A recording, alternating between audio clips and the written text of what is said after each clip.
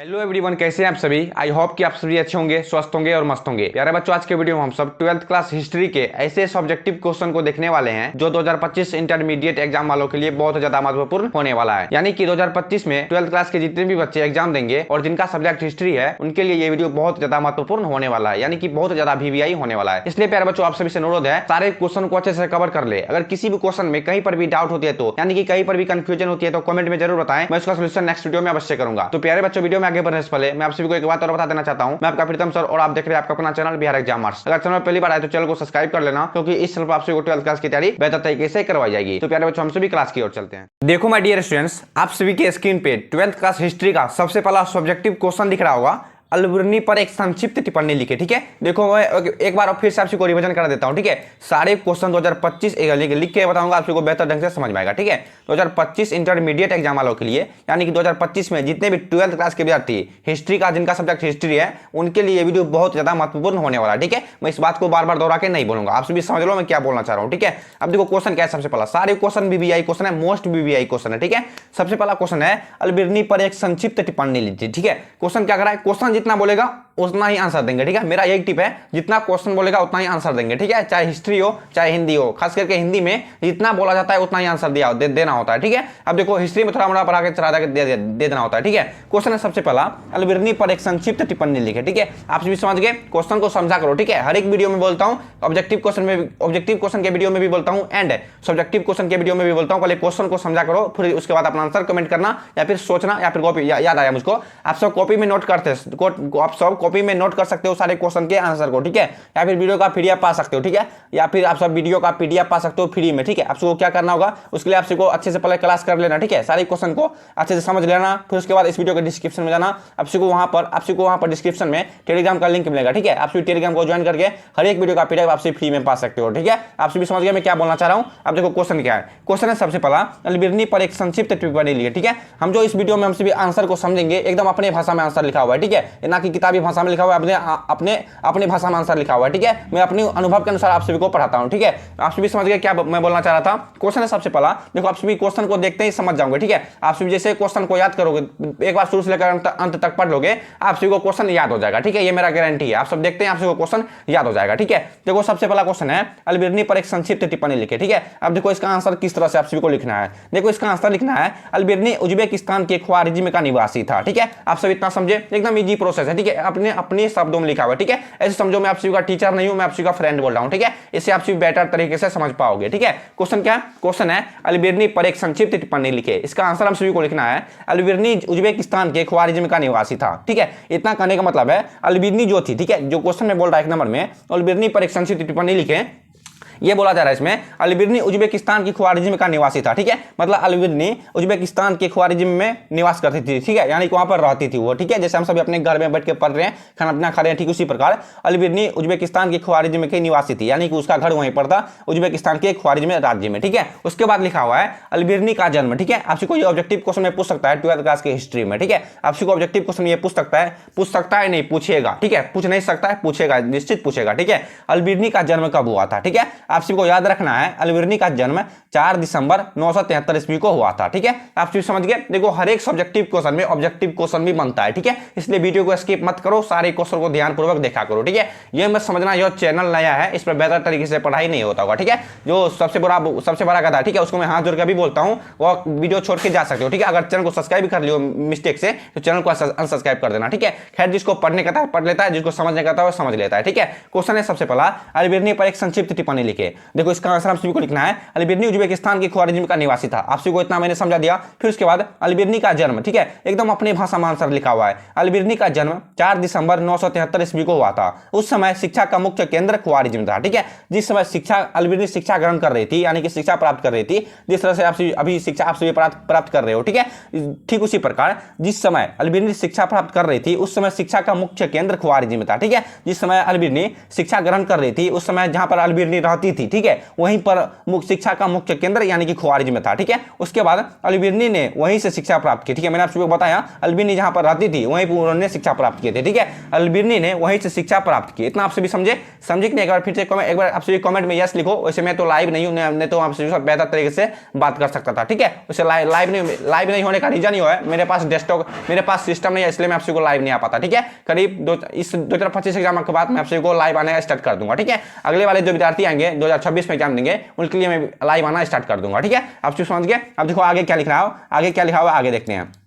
जितना बोला है क्वेश्चन उतना ही लिखेंगे, ठीक है। देखो हिस्ट्री है, थोड़ा मोड़ा चढ़ा बढ़ा के लिख देंगे, ठीक है। यहाँ देखो उसके बाद लिखा हुआ है अल-बिरनी कई भाषा के ज्ञानकार थे, ठीक है। अल-बिरनी जो थी वे कई भाषा के ज्ञानकार थे, ठीक है, उसको कई भाषा ज्ञात थी, जैसे हिंदी, उर्दू, फारसी। आगे लिखा हुआ है देखो, जैसे फारसी, अरबी, संस्कृत आदि भाषा के ज्ञानकार थे, ठीक है। अल-बिरनी कई भाषा के ज्ञानकार थे, जैसे फारसी, अरबी, संस्कृति आदि भाषा के ज्ञानकार थे। उसके बाद लिखा हुआ है अल-बिरनी अरबी भाषा में 20 पुस्तकें लिखी है, ठीक है। अल-बिरनी जो थी वो अरबी भाषा में, ठीक है। आप सभी, मुझे भी अरबी भाषा समझ नहीं आता, ठीक है। आप सभी को समझ में आता है कि नहीं, एक बार कमेंट में बता देना, ठीक है। जिसको समझ में आता है एक बार कमेंट में बता देना, मुझको समझ आता है, ठीक है।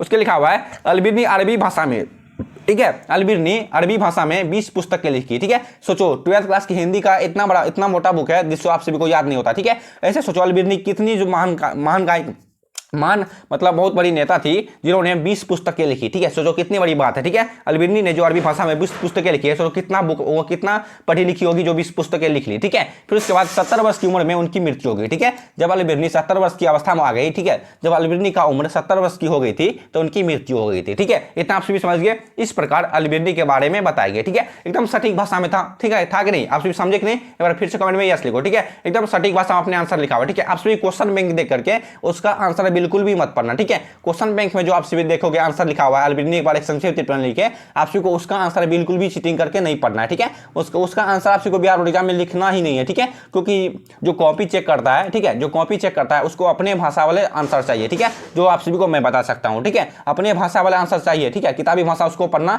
बिल्कुल पसंद नहीं होता है, ठीक है। आप सभी समझ गए। आप सभी को 1 नंबर का क्वेश्चन फिर से रिवीजन करा देता हूं, ठीक है। अब देखो क्या क्वेश्चन है, तब तक फोड़ेंगे नहीं, तब तक छोड़ेंगे नहीं, ठीक है। ये डायलॉग आप लोगों ने सुना होगा। अब देखो इसका आंसर किस तरह से लिखना है आप सभी कॉपी में नोट कर लो, ठीक है, या फिर वीडियो का पीडीएफ पढ़ लेना। आप सभी को क्या करना होगा, टेलीग्राम में यहाँ से इस वीडियो के डिस्क्रिप्शन में जाके वहां से आप सभी को टेलीग्राम को ज्वाइन करना है, ठीक है। बस आप सभी हर एक वीडियो का पीडीएफ फ्री में पाते रहना, ठीक है। देखो अब सबसे पहला क्वेश्चन है अल-बिरनी पर एक संक्षिप्त टिप्पणी लिखे, ठीक है। आप सभी क्वेश्चन समझ गए होंगे। अब देखो इसका आंसर हम सभी को लिखना है अल-बिरनी उज्बेकिस्तान के ख्वारिज़म का निवासी था, ठीक है। अल-बिरनी उज्बेकिस्तान के ख्वारिज़म का निवासी था, या फिर आप सभी कॉपी में भी नोट कर सकते हो, ठीक है। कॉपी में नोट करने से आप सभी को क्या होगा, आप सभी का एक्सपीरियंस बढ़ेगा याद करने का, आप सभी का ट्रिक भी बढ़ेगा, ठीक है। अल-बिरनी उज्बेकिस्तान के ख्वारिज़म का निवासी था। अल-बिरनी का जन्म 4 दिसंबर 973 ईस्वी को हुआ था, ठीक है। आप सभी को याद रखना है सारे क्वेश्चन हर हाल में, ठीक है। उसके बाद है उस समय शिक्षा का मुख्य केंद्र ख्वारिज़म था। अल-बिरनी ने वहीं से शिक्षा प्राप्त की, ठीक है। इतना लिख लिए। उसके बाद आप सभी को लिखना है अल-बिरनी कई भाषा के ज्ञानकार थे, ठीक है। अल-बिरनी कई भाषा के ज्ञानकार थे, जैसे फारसी, अरबी, संस्कृत आदि भाषा के ज्ञानकार थे, ठीक है। इतना ही नहीं, फारसी, अरबी, संस्कृत इतना ही नहीं, आदि लग गया मतलब और भाषा इसको ज्ञानकार थे, ठीक है। उसके बाद लिख रहा है अल-बिरनी अरबी भाषा में 20 पुस्तकें लिखी है। 70 वर्ष की अवस्था में उनकी मृत्यु हो गई। इस प्रकार अल-बिरनी के बारे में बताएंगे, ठीक है। आप सभी को जिस तरह से यहाँ पर आप सभी देख रहे हो, ठीक है, जिस तरह से आप सभी यहाँ पर देख रहे हो, जिस तरह से मैंने आप सभी को बताया है हूबहू आप सभी को बिहार बोर्ड एग्जाम में सेम मतलब इसी तरह से लिखना है, ठीक है। सब लोग यहाँ से कॉपी करके वहां पर पेस्ट कर देंगे, ठीक है। आप सभी को हूबहू इसी तरह से बिहार बोर्ड एग्जाम में लिखना है, ठीक है। आप सभी को पक्का नंबर मिलेगा, नहीं नंबर मिला तो मेरा नाम बदल देना करके, ठीक है। आप सभी को पक्का नंबर मिलेगा। मैं इसी तरह से जिस तरह से मैंने लिखा था एग्जाम में ठीक उसी तरह से मैं आप सभी को पढ़ाई करवाता हूं, ठीक है। मेरा 423 नंबर आया था इंटरमीडिएट एग्जाम में, ठीक है। मैं भी आर्ट्स ही रखा था, इसलिए मैंने आप सभी को सोचा आर्ट्स आप सभी को कवर कर सकता हूं, ठीक है। इसलिए मेरे अंदर क्षमता है आप सभी को आर्ट्स पढ़ा सकता हूं, ठीक है। अब आप सभी 1 नंबर का क्वेश्चन समझ गए। अब बढ़ते हैं हम सभी नेक्स्ट क्वेश्चन को, ठीक है। अब बढ़ते हैं नेक्स्ट क्वेश्चन को। आप सब अपने दोस्तों को प्यारे प्यारे हाथों से शेयर भी कर दो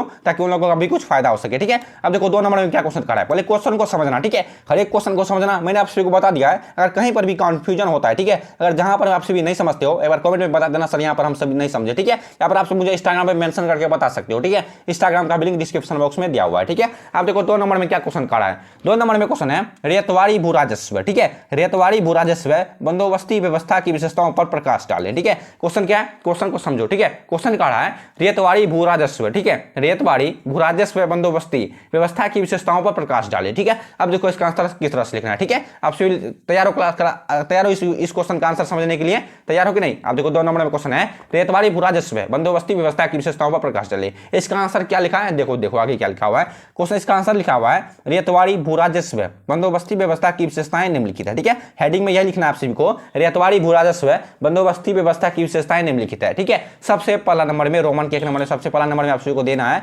अस्थायी बंदोबस्त। ठीक है, सबसे पहला रोमन में आप सभी को देना है अस्थायी बंदोबस्ती। ठीक है, अस्थायी बंदोबस्ती के अंतर्गत मुंबई, असम, मद्रास आदि प्रमुख शहर लागू किए गए हैं। ठीक है, क्वेश्चन करने का मतलब है रेतवाड़ी भू राजस्व बंदोबस्ती व्यवस्था की विशेषताएं पर प्रकाश डाले। ठीक है, इसका आंसर आप सभी को लिखना है रेतवाड़ी भू राजस्व। ठीक है, ये जो क्वेश्चन आप सभी देख रहे हो, ठीक है, ये जो क्वेश्चन बीबीआई क्वेश्चन है, जो आप सभी क्वेश्चन बैंक उल्टा कर देख लेना। ठीक है, 2009 से लेकर के 2023 तक में, ठीक है, आप सभी 2025 में एग्जाम दोगे, 2024 तक में कितने बार ये सब क्वेश्चन पूछे गए हैं। ठीक है, अब मैं आप सभी को इसे बता दूं, मैं आप सभी को अनुभव के अनुसार आप सभी को पढ़ाता हूं। ठीक है, जो क्वेश्चन एग्जाम चांसेस है कि 90% या फिर 80% चांस है कि आप सभी को एग्जाम में पूछ सकता है, वही क्वेश्चन आप सभी को कवर कराता हूं। ठीक है, इसका आंसर लिखना है रेतवाड़ी भू राजस्व बंदोबस्ती व्यवस्था की विशेषताएं निम्नलिखित है। सबसे पहला नंबर में देना है अस्थायी बंदोबस्ती। ठीक है, अस्थायी बंदोबस्ती, जहां पर अस्थायी मतलब होगा, ठीक है, अस्थायी मतलब खुद विश्वास होता है, अस्थायी मतलब जिसका परमानेंट स्थान हो। ठीक है, जैसे आपका घर परमानेंट होगा, ठीक उसी प्रकार अस्थायी मतलब वही शब्द होता है। ठीक है, अस्थायी बंदोबस्ती। ठीक है, अस्थायी बंदोबस्ती के अंतर्गत मुंबई, असम, मद्रास आदि प्रमुख शहर लागू किए गए हैं। ठीक है, अब देखो 2 नंबर के रोमन में क्या लिखना है आप सभी को। 1 नंबर के रोमन में आप सभी समझ गए क्या लिखना है, 1 नंबर के रोमन में लिखना है अस्थायी बंदोबस्ती। ठीक है, मैंने आप सभी को बता दिया। ठीक है, आप सभी वीडियो का पीडीएफ पढ़ लेना। ठीक है, आप सभी पहले क्वेश्चन को समझ लो, हर एक क्वेश्चन के आंसर को समझ लो, फिर उसके बाद आप सभी वीडियो का पीडीएफ पढ़ लेना। ठीक है, उसमें आप सभी को बेहतर तरीके से, आप सभी यहाँ पर डेस्कटॉप छोटा है ना, इसलिए आप सभी को प्रॉब्लम होता होगा देखने में। ठीक है, अब देखो 2 नंबर का ऑप्शन में लिखना है आप सभी को रेतवाड़ी बंदोबस्ती। ठीक है, रेतवाड़ी। ठीक है, देखो रेत में आप सभी खुद समझते हो रेत। ठीक है, रेत मतलब क्या होता है, जब रेगिस्तान होता है। ठीक है, रेतवाड़ी बंदोबस्ती। ठीक है, देखो इसका आंसर है रेतवाड़ी बंदोबस्ती के अंतर्गत जो लोग रेतवाड़ी जमीन पर बसते हैं वह जमीन उसकी हो जाती थी। ठीक है, रेतवाड़ी जमीन में कौन से लोग बसते होंगे। ठीक है, पहले के जमाने में अंग्रेज नील की खेती करने के लिए किसानों को भी बस क्या करते थे। ठीक है, उसी तरह से क्वेश्चन लिखा हुआ है। ठीक है, अब देखो 2 नंबर ऑप्शन में रेतवाड़ी बंदोबस्ती, रेतवाड़ी बंदोबस्ती के अंतर्गत जो लोग रेतवाड़ी जमीन पर बसते हैं वह जमीन उसकी हो जाती थी। ठीक है, आप सभी इतना समझ गए। अब 3 नंबर के ऑप्शन में लिखना है आप सभी को महलवाड़ी बंदोबस्ती। ठीक है, महलवाड़ी बंदोबस्ती। अब इसका आप सभी को देना है महलवाड़ी बंदोबस्ती वह बंदोबस्ती है जिसमें अंग्रेज किसानों से अधिक कर लिया करते थे, जो बाद में नकली साबित हुआ। ठीक है, महलवाड़ी बंदोबस्ती के अंतर्गत आप सभी को याद रखना है सारे क्वेश्चन को। ठीक है, महलवाड़ी बंदोबस्ती के अंतर्गत जो लोग, ठीक है, महलवाड़ी बंदोबस्ती के अंतर्गत जिसमें अंग्रेज किसानों से अधिक कर लिया करते थे। ठीक है, पहले के जमाने में महलवाड़ी बंदोबस्ती के अंतर्गत, ठीक है, किसानों से अंग्रेज कर अधिक लिया करते थे। ठीक है, उल्टा किसान को नील की खेती करने के लिए विवश क्या करते थे। ठीक है, उल्टा कर भी अधिक लेते थे। ठीक है, जो बाद में नकली साबित हो गया था, जिसमें अंग्रेजों को चुना लग गया था। ठीक है, यही बात आप सभी को लिखना है। ठीक है, हूबहू आप सभी को इसी तरह से लिखना है। ठीक है, मैंने आप सभी को बता दिया डेस्कटॉप छोटा है इसलिए आपको क्वेश्चन नहीं दिख रहा होगा सटीक तरीके से। ठीक है, आपसे वीडियो का पीडीएफ पढ़ना टेलीग्राम ज्वाइन करके। ठीक है, अब बढ़ते हैं हम सभी नेक्स्ट क्वेश्चन की ओर। आप सभी को समझ में आया कि नहीं 2 नंबर का क्वेश्चन। ठीक है, आप सभी को 2 नंबर का क्वेश्चन समझ में आया कि नहीं, और कंफर्म बता दो कमेंट में यस लिख करके। ठीक है, अब देखो 3 नंबर में क्या क्वेश्चन खड़ा है, देखो धीरे धीरे से क्वेश्चन को समझा करो। ठीक है, क्वेश्चन है 3 नंबर में गांधी जी 1917 में चंपारण क्यों गए, वहां उन्होंने क्या किया। ठीक है, क्वेश्चन क्या करा है, क्वेश्चन है गांधी जी 1917 में, ठीक है, गांधी जी 1917 में चंपारण क्यों गए, वहां उन्होंने क्या किया। अब जो क्वेश्चन बोला वही आंसर हम सभी देंगे। ठीक है, जैसे मैंने आप सभी को बताया, आप सभी को कॉपी में नोट करना है या फिर वीडियो का पीडीएफ पढ़ लेना। ठीक है, ज्यादा बकतेती मत करना। ठीक है, जितना मैंने आप सभी को बताया ठीक उसी तरह से क्वेश्चन में आंसर ले देना है आप सभी को। ठीक है, क्वेश्चन का 3 नंबर में गांधी जी 1917 में चंपारण क्यों गए, वहां उन्होंने क्या किया। इसका आंसर हम सभी को लिखना है गांधी जी 1917 में, इसलिए गांधी जी 1917 ईस्वी में चंपारण इसलिए गए कि उस समय अंग्रेज किसानों को नील की खेती करने के लिए विवश क्या करते थे। ठीक है, मैंने आप सभी को बता दिया था उस समय पहले के जमाने में अंग्रेज किसानों को नील की खेती करने के लिए विवश क्या करते थे, यानी कि जोर दिया करते थे अंग्रेज किसानों पर। ठीक है, क्वेश्चन क्या करा है, क्वेश्चन को एकदम अपनी भाषा में आंसर लिखा हुआ है। ठीक है, सटीक भाषा में आंसर लिखा हुआ है। ठीक है, क्वेश्चन है 3 नंबर में गांधी जी 1917 ईस्वी में चंपारण क्यों गए, वहां उन्होंने क्या किया। इसका आंसर हम सभी को लिखना है गांधी जी 1917 ईस्वी में चंपारण इसलिए गए क्योंकि उस समय अंग्रेज किसानों की नील की खेती करने में विवश क्या करते थे। ठीक है, जिस समय महात्मा गांधी 1917 ईस्वी में चंपारण गए थे उस समय अंग्रेज नील की खेती करने के लिए किसानों को, ठीक है, हर एक किसानों के ऊपर विवश क्या करते थे, उसको अत्याचार क्या करते थे। ठीक है, मारते पीटते। आगे देखो लिखा हुआ है, आगे लिखा हुआ है। ठीक है, देखो आगे क्या लिखा हुआ है, आगे लिखा हुआ है उसे 1 बीघा नील में, ठीक है, किसानों को 1 बीघा नील में, ठीक है, किसानों को 1 बीघा नील में 3 कट्ठा नील अंग्रेज को ही देना पड़ता था। ठीक है, जो अंग्रेज किसानों से नील की खेती करवाते थे, ठीक उससे 1 बीघा नील में, ठीक है, उससे 1 बीघा नील में किसान जो नील की खेती उगाते थे 1 बीघा नील में, 1 बीघा नील में, ठीक है, 3 कट्ठा नील अंग्रेज को ही देना पड़ता था। फिर उसके बाद लिखा हुआ है जिस भूमि पर एक बार नील की खेती हो जाती थी वह जमीन बंजर हो जाती थी, ठीक है, ये एकदम सही बात है। जिस जमीन पर एक बार नील की खेती हो जाएगी वह जमीन एकदम बंजर हो जाती थी, ठीक है। किसानों से अंग्रेज कर अधिक लेते थे, ठीक है, ये जो क्वेश्चन आपसे पूछ रहे बहुत VVI क्वेश्चन है, ठीक है। किसानों से अंग्रेज कर अधिक लेते थे, इसी को भंग करने के लिए महात्मा गांधी जी 1917 ईस्वी में चंपारण गए, ठीक है, एकदम ईजी प्रोसेस था, ठीक है, था कि नहीं, आपसे एकदम ईजी भाषा में लिखा हुआ है, ठीक है। इसी को भंग करने के लिए महात्मा गांधी जी 1917 ईस्वी में चंपारण गए थे, ठीक है। क्या क्वेश्चन का रहा था, उसके बाद लिखा हुआ है वहां उन्होंने क्या क्या, ठीक है। महात्मा गांधी 1917 ईस्वी में जो चंपारण गए थे वहां उन्होंने क्या क्या, उसमें 2 ऑप्शन आपसे को लिख देना है, ठीक है। देखो क्या लिखना है, थोड़ा सा ऊपर करता हूं, आपसे को बेहतर तक इससे दिखाई देगा, ठीक है। देखो क्या लिखना है आपसे को इसमें, महात्मा गांधी जी ने चंपारण में जाकर के किसानों को अंग्रेज से डटकर मुकाबला करने के लिए कहे, ठीक है। महात्मा गांधी जो 1917 ईस्वी में चंपारण गए थे वहां उन्होंने कहा किसानों को कहा महात्मा गांधी ने अंग्रेजों से डटकर मुकाबला करो, ठीक है। फिर उसके बाद 2 नंबर में आपसे वो लिखना है महात्मा गांधी वहां जाकर किसान आंदोलन चाहे, ठीक है। क्वेश्चन क्या है, उस क्वेश्चन क्या कर रहा था, क्वेश्चन कर रहा था वहां उन्होंने जाकर क्या किया, ठीक है। इसमें आपसे को 2 पॉइंट लिखना है।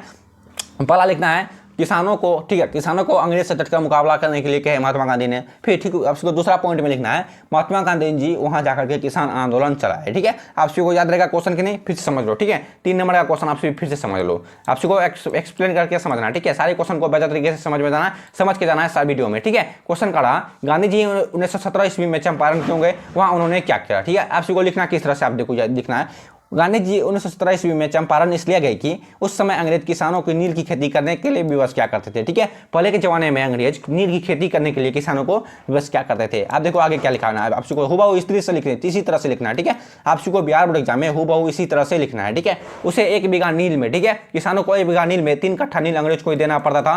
जिस भूमि पर एक बार नील की खेती हो जाती थी, ठीक है, जिस भूमि पर एक बार नील की खेती हो जाती थी वह जमीन बंजर हो जाती थी। किसानों से अंग्रेज कर अधिक लेते थे, इसी को भंग करने के लिए महात्मा गांधी जी 1917 ईस्वी में चंपारण गए, ठीक है। इतना समझ गए। अब देखो आगे क्या लिखना है आपको, ठीक है। आगे लिखना है महात्मा गांधी जी ने चंपारण में जाकर के किसानों को अंग्रेज से डटकर मुकाबला करने के लिए कहे महात्मा गांधी वहां जाकर किसान आंदोलन चाहे, ठीक है। हुबहू आपसी को ठीक इसी प्रकार लिखना है, ठीक है। आपसी को पक्का ये क्वेश्चन, ये जो क्वेश्चन है 3 नंबर का, ये क्वेश्चन आपसी को 2 नंबर में पूछ सकता है एंड 5 नंबर में भी पूछ सकता है, ठीक है।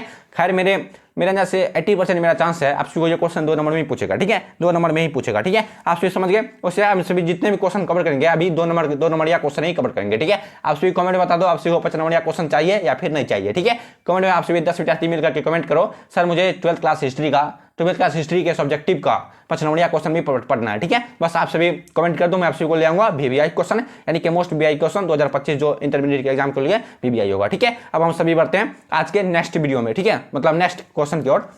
अब देखो 4 नंबर में क्या क्वेश्चन का रहा है, क्वेश्चन है 4 नंबर में एकदम इजी प्रोसेस है, ठीक है।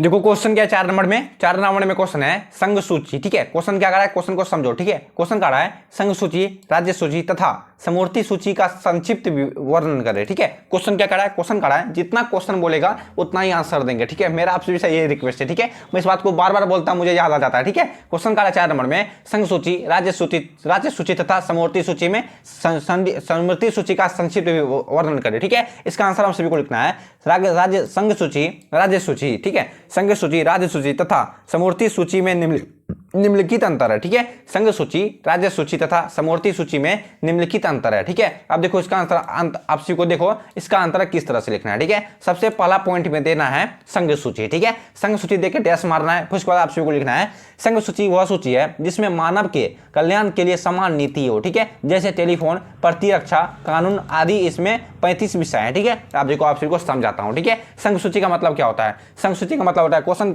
आंसर क्या लिखा हुआ संघ सूची की व्याख्या में, संघ सूची वह सूची है जिसमें मानव के कल्याण के लिए समान नीति हो, ठीक है। संघ सूची मतलब जिसमें सरकार द्वारा मानव के लिए एक समान नीति हो, ठीक है, जैसे सभी प्रकार के जातियों के, ठीक है, जैसे सभी प्रकार के जातियों के लिए समान नीति हो सरकार द्वारा, ठीक है। जैसे कि आप सभी देखते होंगे फिल्म में, पहले जमाने की फिल्म में देखते होंगे, जैसे यहाँ पर टेलीफोन अधिकतर, टेलीफोन क्या बोलते हैं उसको, टेलीकास्ट बोला जाता है, क्या बोला जाता है, टेलीफोन उसमें अधिकतर रहता है, कोई जाकर उसमें 1 रुपया गिराता था, कोई उसमें कॉल कर लेता था, ठीक है। उसके बाद लिखा हुआ प्रतिरक्षा, ठीक है। प्रतिरक्षा मतलब किसी भी तरह की कोई प्रतिरक्षा, मतलब किसी भी प्रतिरक्षा मतलब हो गया किसी भी तरह की कोई किसी भी मतलब किसी भी मानव के लिए किसी के लिए हित का प्रेम होना चाहिए, ठीक है। प्रतिरक्षा मतलब किसी भी मानव के लिए, किसी भी व्यक्तियों के दूसरे के लिए हित का प्रेम होनी चाहिए। फिर उसके बाद कानून, ठीक है, सभी व्यक्तियों के लिए समान कानून हो, ठीक है। प्रतिरक्षा कानून, ठीक है, प्रतिरक्षा यानी कानून, कानून मतलब हो गया किसी भी सभी व्यक्तियों के लिए समान कानून हो, ठीक है। कि आप सभी सुनोगे फिल्म में सभी व्यक्तियों के लिए कानून समान होता है, ठीक है। सभी के लिए कानून बराबर होता है, आप सभी फिल्म में सुने होंगे, ठीक है। कानून सभी के लिए समान हो, ठीक है। उसके बाद आदि इसमें 35 विषय है, ठीक है। जैसे टेलीफोन प्रतिरक्षा कानून है ना, ठीक उसी प्रकार इसमें 35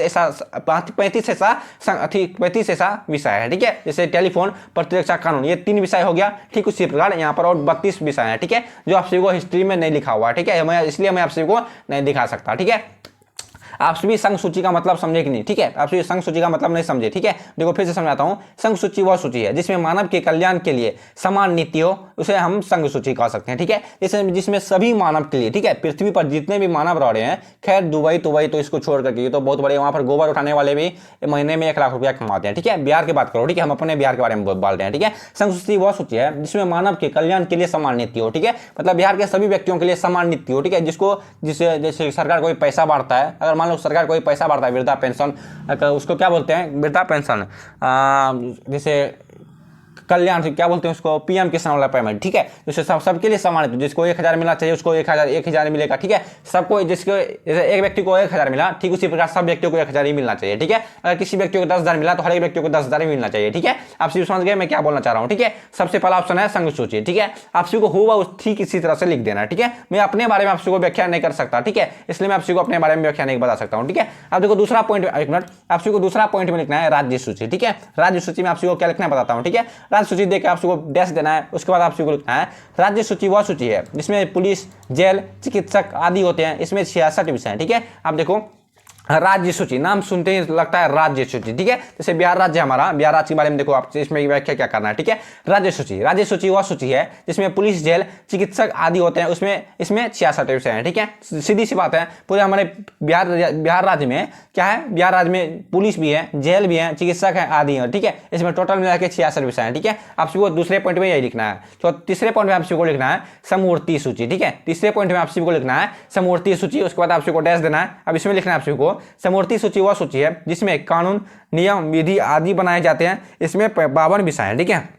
देखो दूसरा पॉइंट एंड तीसरा पॉइंट दोनों अलग अलग है, इसको अपने आप पे ये भरोसा मत करना, ये दोनों एक ही पॉइंट है, ठीक है। देखो दूसरा पॉइंट करा राज्य सूची वह सूची है जिसमें पुलिस, जेल, चिकित्सक आदि होते हैं, इसमें 66 विषय हैं, ठीक है। अब तीसरा पॉइंट में बोल रहा है समूर्ति सूची, देखो दूसरा पॉइंट में बोल रहा है इसमें इनके अंतर्गत आते हैं, ठीक है। राज्य सूची के अंतर्गत आते हैं पुलिस, जेल, थाना वाना, ठीक है, चिकित्सक, वकील तोकील, इसके अंतर्गत राज्य सूची के अंतर्गत आते हैं, ठीक है। लेकिन समूर्ति सूची के अंतर्गत कानून नियम बनते हैं, ठीक है। जैसे संविधान हमारा 26 जनवरी 1950 ईस्वी को लागू हुआ था, ठीक उसी प्रकार कानून इसी से बना होगा, ठीक है। संविधान जो बना था समूर्ति सूची के अंतर्गत ही बना था, ठीक है। इसमें आप सभी को लिखना है 52 विषय, ठीक है। आप सभी समझे कि नहीं, जिस तरह से मैंने आप सभी को बताया आप सभी समझे कि नहीं, फिर से देख लो, ठीक है। 4 नंबर का क्वेश्चन था समूर्ति सूची, संघ सूची, राज्य सूची, समूर्ति तथा समूर्ति सूची में संक्षिप्त वर्णन करें, ठीक है। इसका आंसर लिखना है आप सभी को हूबहू संघ सूची, राज्य सूची तथा समूर्ति सूची में निम्नलिखित अंतर है। सबसे पहला ऑप्शन में देना है आप सभी को संघ सूची, ठीक है। संघ सूची में आप सभी को लिख देना है संघ सूची वह सूची है जिसमें मानव के कल्याण के लिए समान नीति हो, जैसे टेलीफोन, प्रतिरक्षा कानून आदि, इसमें 35 विषय हैं, ठीक है। आप सभी को सबसे पहला पॉइंट में यही लिखना है, ठीक है। एंड दूसरा पॉइंट में आप सभी को लिखना है राज्य सूची वह सूची है जिसमें पुलिस, जेल आदि, चिकित्सक, वकील तोकील इत्यादि आते हैं, इसमें 66 विषय हैं, ठीक है। तीसरा पॉइंट में आप सभी को लिखना है समूर्ति सूची वह सूची है जिसमें कानून, नियम आदि विधि बनाए जाते हैं, ठीक है। साफ लिखा हुआ है यहाँ पर विधि बनाए जाते हैं, ठीक है। इसमें 52 विषय हैं, ठीक है। आप सभी को हूबहू ठीक इसी तरह से लिखना है मेरे प्रभु, हूबहू आप सभी को बिहार बोर्ड एग्जाम में ठीक इसी तरह से लिखना है, ठीक है। आपको मैंने बताया, आप सभी को डेस्कटॉप छोटा है, इससे आप सभी को घबराना बिल्कुल भी नहीं है। आप सब टेलीग्राम के इस वीडियो के डिस्क्रिप्शन जाके वहां से आप सभी टेलीग्राम को ज्वाइन करना, बस आप सभी को एक बार पढ़ लोगे ना, ठीक है। एक बार अगर आप सब बेहतर ढंग से एक बार पढ़ लोगे, आप सभी को एक बार भी क्वेश्चन याद हो जाएगा, मेरा यह गारंटी है, ठीक है। लेकिन मन लगा के पढ़ा करो, ठीक है। मन लगा के पढ़ा करो, जिस तरह से मैं आप सभी को मन लगा के पढ़ाता हूँ, ठीक उसी बार आप सब मन लगा के पढ़ा करो, ठीक है, ताकि आप सभी को बेहतर तरीके से समझ में आ सके, ठीक है। अब बढ़ते हैं हम सभी नेक्स्ट क्वेश्चन की ओर। अब देखो 5 नंबर में क्या क्वेश्चन करा है। क्वेश्चन क्या करा 5 नंबर में? क्वेश्चन है हड़प्पा सभ्यता के पतन के मुख्य कारण क्या थे? ठीक है, ये सब क्वेश्चन मोस्ट बीबीआई क्वेश्चन है 2025 बीबीआई एग्जाम के लिए। ठीक है, 2025 इंटरमीडिएट एग्जाम वालों के लिए बहुत ज्यादा महत्वपूर्ण होने वाला है। ठीक है, इसलिए मैंने आपको बता दिया, वीडियो को एक बार लाइक कर देना। ठीक है, वीडियो को एक बार लाइक कर देना। आपसे वीडियो को लाइक नहीं करते हो, ठीक है, क्योंकि आपसे एक लाइक से मुझे और मेरी टीम को मोटिवेट मिलता है। ठीक है, और अपने प्यारे होते से अपने दोस्तों के साथ शेयर भी कर देना। अब देखो 5 नंबर में क्वेश्चन खड़ा है हड़प्पा सभ्यता के पतन के मुख्य कारण क्या थे? ठीक है, क्या करें, क्वेश्चन जितना बोलेगा उतना ही आंसर देंगे। ठीक है, हड़प्पा सभ्यता के पतन के मुख्य कारण क्या थे? इसका आंसर आप सभी को लिखना है हड़प्पा सभ्यता के पतन के मुख्य कारण निम्नलिखित थे। ठीक है, कितना बोला आप सभी को? हड़प्पा सभ्यता के पतन के मुख्य कारण निम्नलिखित थे।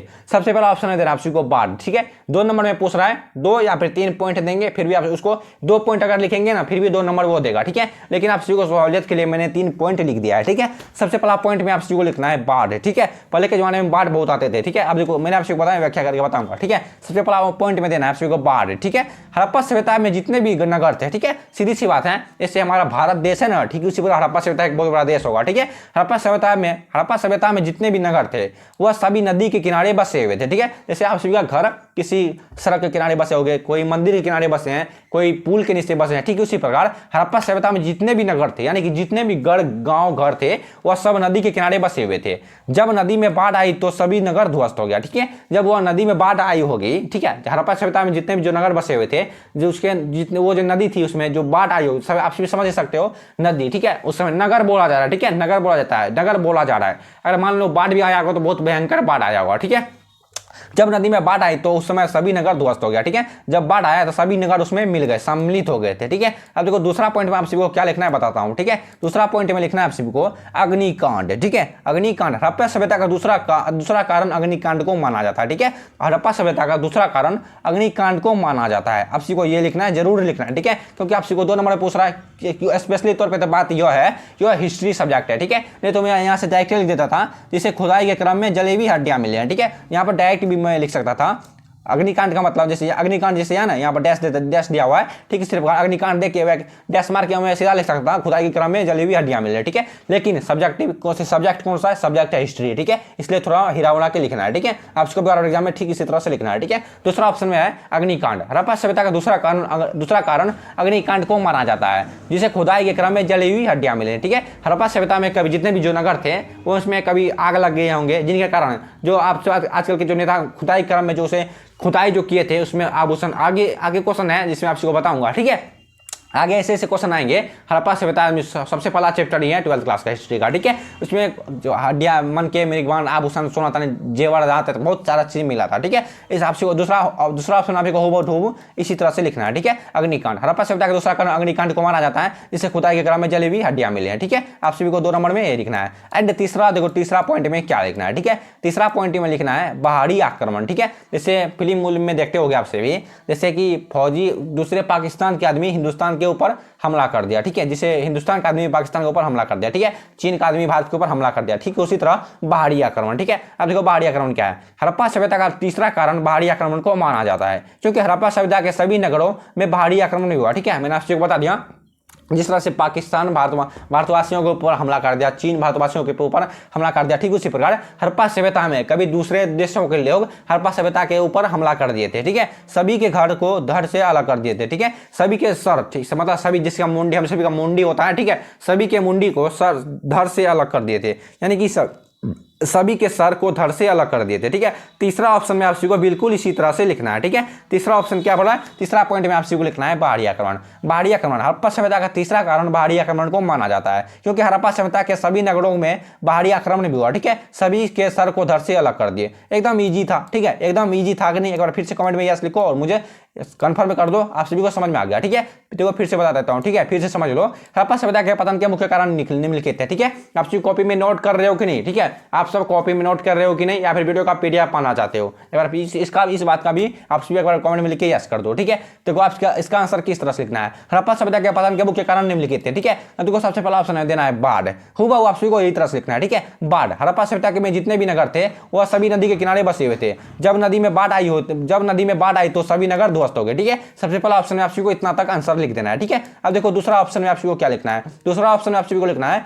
अग्निकांड। ठीक है, हड़प्पा सभ्यता का दूसरा कारण अग्निकांड को माना जाता है, जिससे खुदाई के क्रम में जली हुई हड्डियां मिले। ठीक है, आप सभी को दूसरा ऑप्शन में बिल्कुल यही लिखना है। ठीक है, एंड तीसरा ऑप्शन क्या चला देखते हैं। तीसरा ऑप्शन है पहाड़ी आक्रमण। ठीक है, खैर आप सभी को अगर दूसरा पॉइंट याद है तो आप दूसरा पॉइंट का भी आंसर को लिख सकते हो। ठीक है, जरूरी नहीं मैं जो बोला हूं वो लिख सकते हो। ठीक है, लेकिन अपनी भाषा में आंसर लिखा हुआ होनी चाहिए। ठीक है, ना कि किताबी भाषा या फिर ना कि क्वेश्चन बैंक का भाषा। ठीक है, अगर वो वाला भाषा लिखोगे तो नंबर कटेगा बाबू। मेरा तो ये चैलेंज है, 100% ये लिख के देता हूं, नंबर कटेगा। ठीक है, खैर जिसको मेरा बात मानना है मान लो, जिसको मेरा बात नहीं मानना है वो आराम से इस वीडियो को छोड़ के जा सकते हो मेरे प्रभु। तीसरा ऑप्शन में आप सभी को लिखना है पहाड़ी आक्रमण। ठीक है, हड़प्पा सभ्यता का तीसरा कारण पहाड़ी आक्रमण को माना जाता है, क्योंकि हड़प्पा सभ्यता के सभी नगरों को क्योंकि हड़प्पा सभ्यता में जितने भी नगर थे, ठीक है ऐसे समझो, क्योंकि हड़प्पा सभ्यता के सभी नगरों में पहाड़ी आक्रमण भी हुआ, सभी के सर को धड़ से अलग कर दिया। ठीक है, हुबहू आप सभी को इस तरह से जितना आप सभी 5 नंबर तक का क्वेश्चन जो आप सभी 5 नंबर तक का क्वेश्चन समझे, आप सबको हुबहू ठीक इसी तरह से लिखना है। ठीक है, देखो कितने विद्यार्थी का कमेंट आने लगेगा, सारा क्लास में पढ़ते पढ़ते बोर्ड हो गए। ठीक है, देखो इसलिए मैंने सोचा, ठीक है 7 या फिर 8 क्वेश्चन को ही कवर करा देंगे आज के वीडियो में। ठीक है, फिर उसके बाद कल वाले वीडियो में सोचेंगे, नहीं तो कल वाले वीडियो में ऑब्जेक्टिव क्वेश्चन ही किसी सब्जेक्ट का आएगा। ठीक है, बस जो सब्जेक्ट का कमेंट ज्यादा आता है उसी सब्जेक्ट का मैं क्वेश्चन बना के ले आता हूं नेक्स्ट दिन। ठीक है, अब देखो 6 नंबर में क्या क्वेश्चन है, हम सभी चलते हैं 6 नंबर की क्वेश्चन की ओर। ठीक है, अब देखो 6 नंबर में क्या क्वेश्चन का रहा है। 6 नंबर में क्वेश्चन है, 1 मिनट रुकना, मैं थोड़ा सा पानी पी लेता हूं। ठीक है, 1 मिनट को पानी पी लेता हूं। 6 नंबर में क्वेश्चन है, मौर्यकालीन इतिहास के प्रमुख स्रोतों का संक्षिप्त विवरण दे। ठीक है, 6 नंबर में क्या कह रहा है 6 नंबर में क्वेश्चन खड़ा है, मौर्यकालीन इतिहास के प्रमुख स्रोतों का संक्षिप्त विवरण दे। आप सभी क्वेश्चन समझे कि नहीं, आप सभी क्वेश्चन समझे कि नहीं, आंसर को समझना है। ठीक है, क्वेश्चन को भी समझना है लेकिन आंसर को बेहतर तरीके से समझना है। ठीक है, मौर्यकालीन इतिहास के प्रमुख स्रोतों, ठीक है पहले के जमाने में जो मतलब आप सभी को बताया था, मैंने आप सभी को बताया था ना, क्वेश्चन आएगा ऐसे ऐसे क्वेश्चन जो आप सभी को बेहतर ढंग से समझ आएगा। ठीक है, मौर्यकालीन इतिहास के प्रमुख स्रोत, ठीक है पहले मतलब हड़प्पा सभ्यता में जो खुदाई क्रम में जो जिससे खुदाई क्रम में जली हुई हड्डियां भी मिले थे, ऐसी बात नहीं है। ठीक है, वो अग्निकांड क्या ऑप्शन में आप सभी को लिखना है। ठीक है, देखो खुदाई के क्रम में जो हड़प्पा सभ्यता में आभूषण मिले, जैसे आभूषण सोना चांदी मनके रिगवान, यही सब आप सभी को इस क्वेश्चन के माध्यम से आंसर बताना होगा। ठीक है, क्वेश्चन का 6 नंबर में मौर्यकालीन इतिहास के प्रमुख स्रोतों का संक्षिप्त विवरण दिए। इसका आंसर आप सभी को क्या लिखना है मैं बताता हूं। ठीक है, अब देखो इसका आंसर लिखना है, मौर्यकालीन इतिहास के प्रमुख स्रोतों की जानकारी के लिए कौटिल्य का अर्थशास्त्र। ठीक है, कौटिल्य का अर्थशास्त्र, मेगास्थनीज की इंडिका, विशाखादत्त की मुद्रा राक्षस। ठीक है, विशाखादत्त की मुद्रा राक्षस, अशोक का शिलालेख, स्तंभ आदि मुख्य स्रोत है। ठीक है, देखो पहले के जमाने के मुख्य स्रोत क्या क्या ये क्वेश्चन बोला जा रहा है। ठीक है, 6 नंबर में क्वेश्चन है, मौर्यकालीन इतिहास के प्रमुख स्रोतों का संक्षिप्त विवरण दे। ठीक है, पहले के जमाने में यानी कि हड़प्पा जिस समय हड़प्पा वासी निवास करते थे उसके प्रमुख स्रोत क्या क्या थे, वही क्वेश्चन बोला जा रहा है 6 नंबर का क्वेश्चन में। ठीक है, इसका आंसर हुबहू आप सभी को यही लिखना है। ठीक है, जितना आंसर आप देख रहे हो यहां से लेकर के यहां तक जितना आंसर आप सभी दिख रहे हो हुबहू इतना ही आंसर लिखना है। ठीक है, ना इससे ज्यादा लिखना है ना इससे कम लिखना है। ठीक है, खैर अगर आप सभी इसको ज्यादा पॉइंट याद है आप सभी लिख सकते हो। ठीक है, ऐसी बात नहीं है मैंने बोल रहा हूँ जबरदस्ती बोल रहा हूँ, आप सभी को इतना ही लिखना है। अगर आप सभी को इनसे ज्यादा पॉइंट याद है, अगर कन्फर्म हो तो लिख सकते हो। ठीक है, इसका आंसर आप सभी को लिखना है, मौर्यकालीन इतिहास के प्रमुख स्रोतों की जानकारी के लिए कौटिल्य का अर्थशास्त्र, मेगास्थनीज की इंडिका, विशाखादत्त की मुद्रा राक्षस, अशोक का शिलालेख, स्तंभ आदि मुख्य स्रोत है। ठीक है, आप सभी समझ गए 6 नंबर का क्वेश्चन। अब हम सभी बढ़ते हैं नेक्स्ट क्वेश्चन को। ठीक है, मैंने आप सभी को बता दिया है, अगर आप सभी को समझ में नहीं आ रहा है तो एक बार कमेंट में लिख दो सर मुझको यहाँ पर समझ में नहीं आया, या फिर अगर आप सब